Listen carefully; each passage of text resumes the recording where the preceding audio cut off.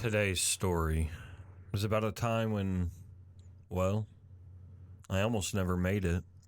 To be honest with you, I look back at this and I don't understand how I could have made it, why I did or didn't. There was something was keeping me alive. Something wanted me to live.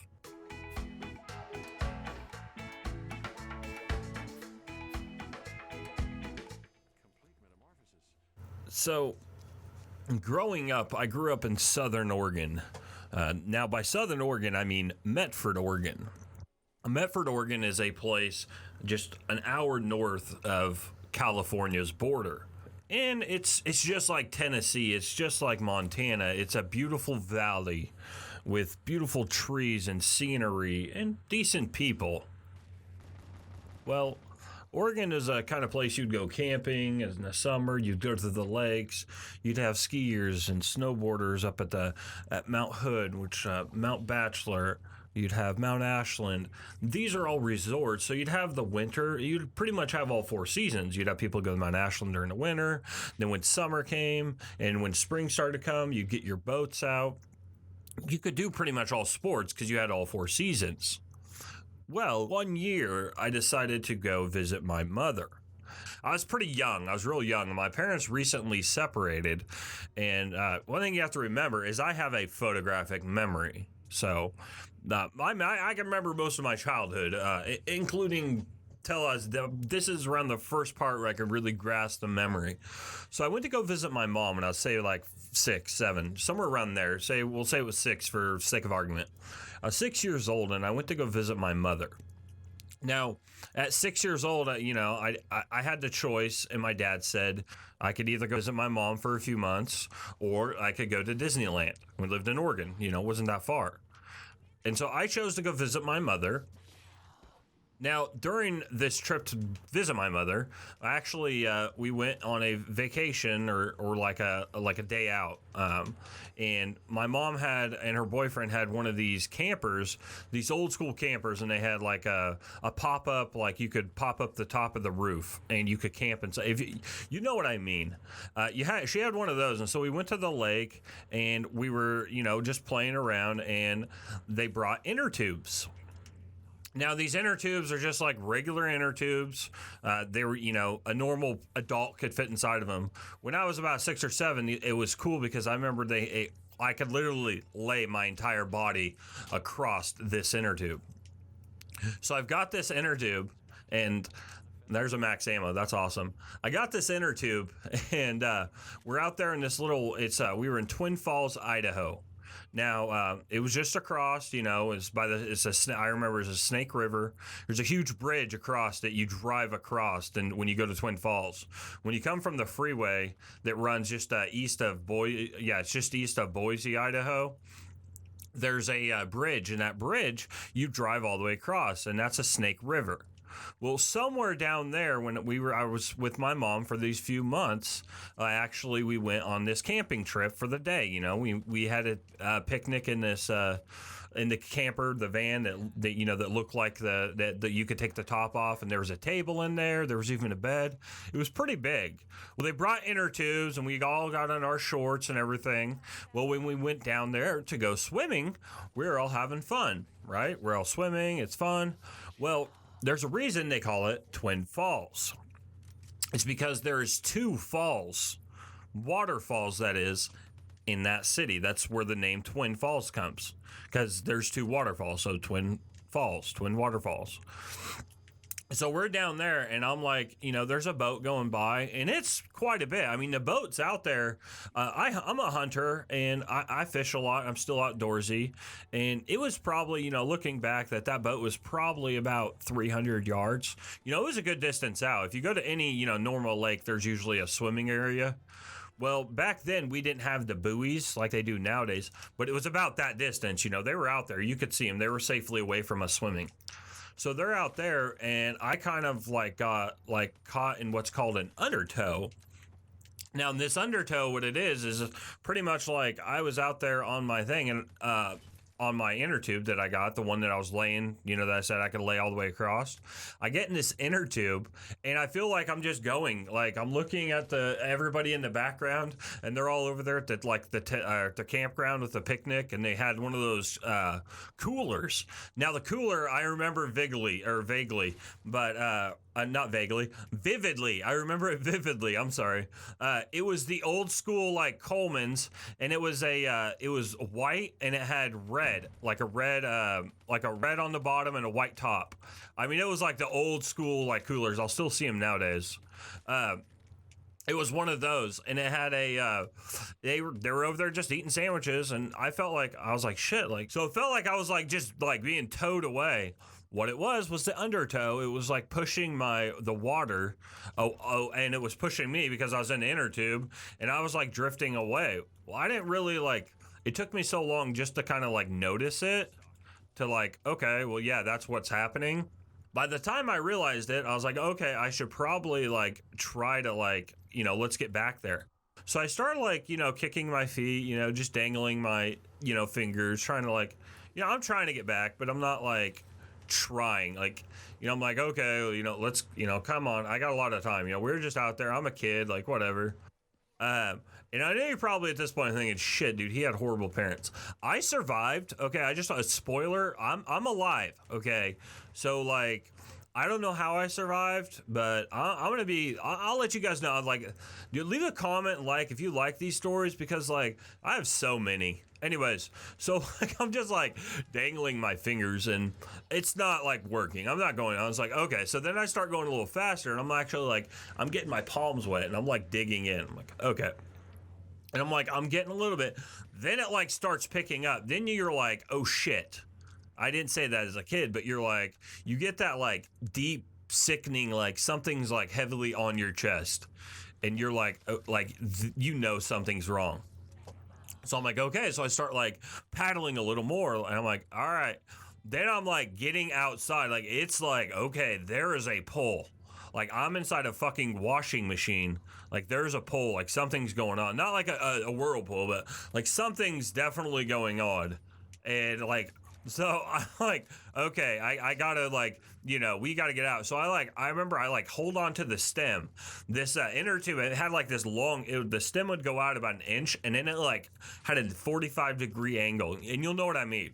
Had like it was a huge ass stem. So I held onto it like a handlebar, swing my legs all the way across, and I'm like kicking, like I'm trying to like I'm a motor on the back of this thing, and I'm like kicking it, trying to like, okay, we gotta go. Like, I mean, the tug on this thing was like incredible. Anyway, so I'm like, I get outside of this inner tube, and I'm like, dude, I gotta get out. Like, we gotta go. And then it gets to the point, and I start screaming. I'm like, dude, hello. Now you gotta remember, where that boat was 300 yards, I was past that. And then I look back, and I just start hearing like a washing machine. You're in a lake, okay? Now, this was like a lake that we were at, right? We go out, and there's like a picnic area. Like, you're going down the road, and it says, hey, state park area, turn left here, 0.02 miles. So we're at an actual park. We're not just off the side of the road, where there's picnic tables. And I start hearing like water, and I'm like, what the hell? Like, what's going on?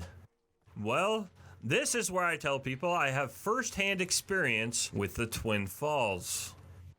As I came about 30 yards, I look back, I hear this water. It's the Twin Falls. Now, let me explain something to you.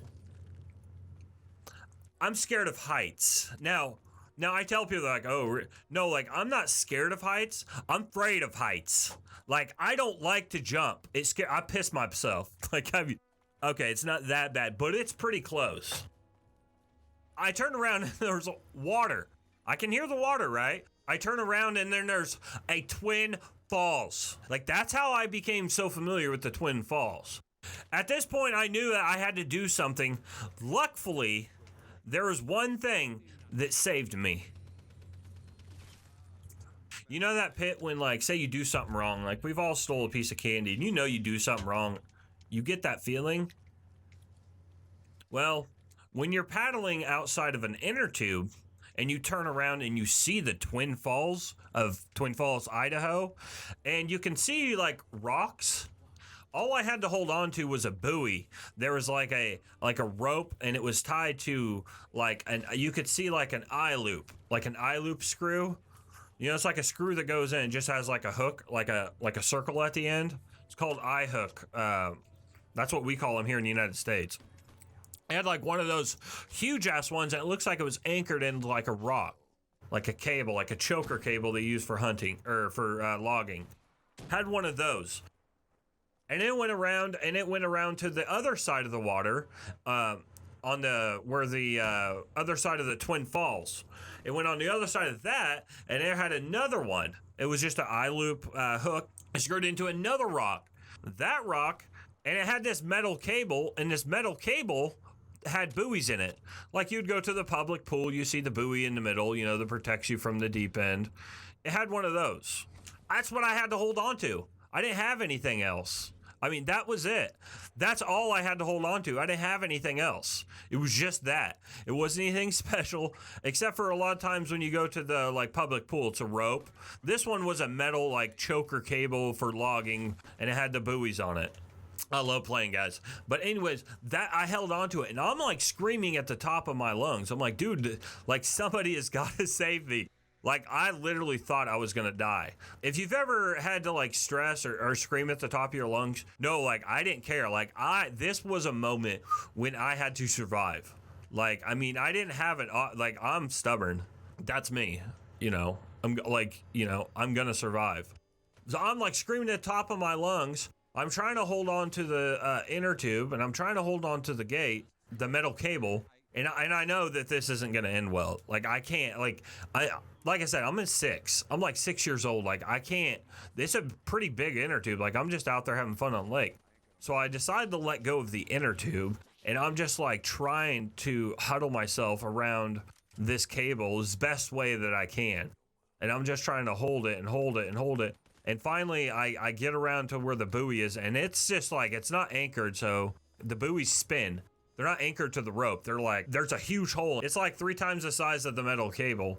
So it's just spinning around this metal cable. So I just like, I put the metal, where the buoy around my stomach, and I just put my legs on the bottom of it and wrap them around the metal cable. And I put my hands and I wrap that around the top above the buoy. So the buoy's like in my stomach.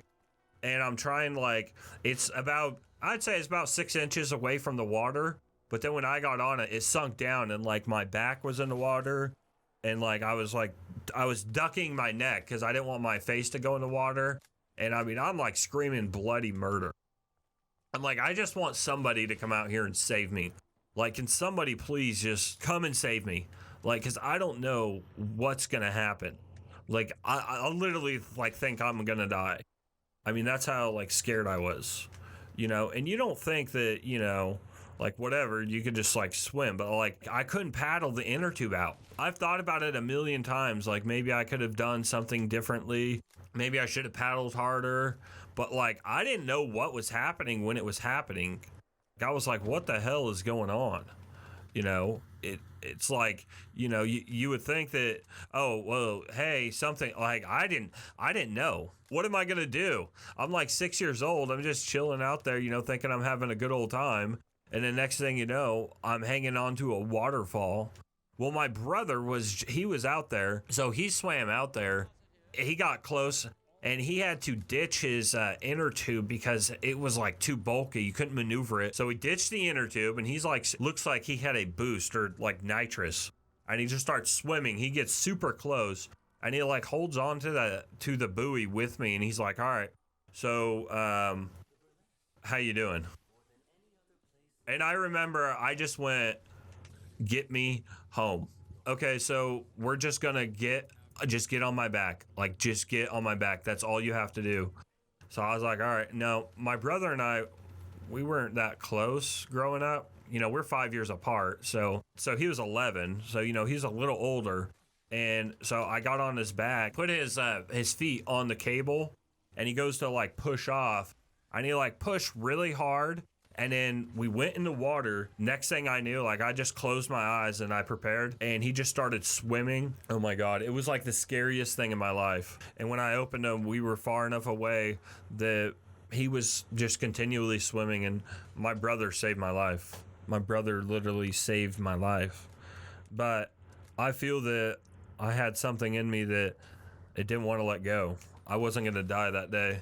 And heaven or high waters, I was going to do everything I could in my little fucking 6-year-old body to make sure I didn't die. That's a story of how I almost died on Twin Falls, Idaho. Want to hear more? Let me know. Leave a comment in the comment section. Drop a like. Have a great day, and until next time, peace.